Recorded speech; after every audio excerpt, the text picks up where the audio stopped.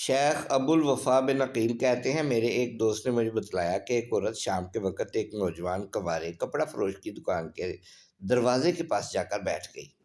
جب دکان بند کرنے لگا تو اسے وہ عورت نظر آ گئی۔ دکاندار: اللہ کی بندی، شام کے وقت تم یہاں کیا کر رہی ہو؟ کیا پریشانی ہے؟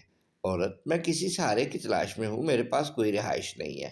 دکاندار: تو میرے ساتھ گھر چل سکتی ہو جہاں تمہیں آج کی رات گزارنے کا موقع مل جائے گا۔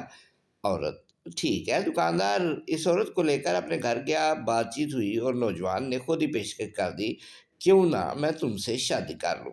عورت نے اس کی پیشکش قبول کر لی۔ گواہوں کو بلایا گیا، امام مسجد آیا، اس نے نکاح پڑھا اور دونوں کی شادی ہو گئی۔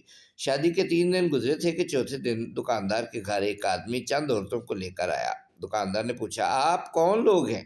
کہاں سے آئے ہیں؟ کیا مقصد ہے؟ آنے والوں نے بتایا: ہم سب اس لڑکی کے قریبی رشتہ دار ہیں، اس کے چچا زاد بہن بھائی ہیں۔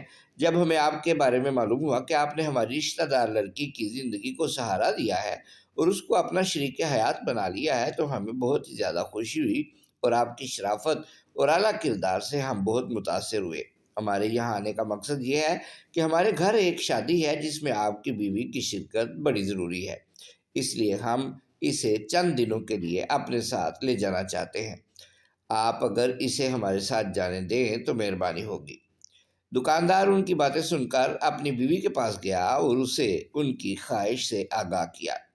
بیوی نے کہا: ان کو واپس کر دو، مجھے ان کے ہمراہ ہرگز نہ بھیجنا۔ ان کے سامنے یہ کہہ کر قسم کھا لو کہ اگر میری بیوی 1 مہینے سے پہلے میرے گھر سے نکلی تو میں اس کو طلاق دیتا ہوں، کیونکہ یہ لوگ مجھے واپس لے جائیں گے تو تمہارے خلاف ورگلائیں گے، چونکہ میں نے ان کی اجازت کے بغیر تم سے شادی کر لی ہے اور ان کا گھر چھوڑ کر آئی ہوں۔ نہ معلوم انہیں ہمارا پتہ کس نے بتا دیا۔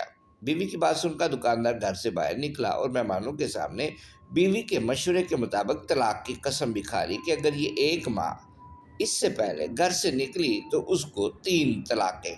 مہمان لوگ مایوس ہو کر واپس چلے گئے۔ نوجوان حسب معمول اپنی دکان پر چلا گیا، مگر اس کا ذہن اور خیال مسلسل اپنی بیوی کی طرف تھا۔ اس کا کاروبار میں دل نہیں لگ رہا تھا۔ ادھر اس کی بیوی اس کی عدم موجودگی کا فائدہ اٹھاتے ہوئے اس کے گھر سے کچھ لیے بغیر ہی اپنے گھر چلی گئی۔ جب دکاندار گھر واپس آیا تو دیکھا کہ بیوی گھر میں موجود نہیں ہے۔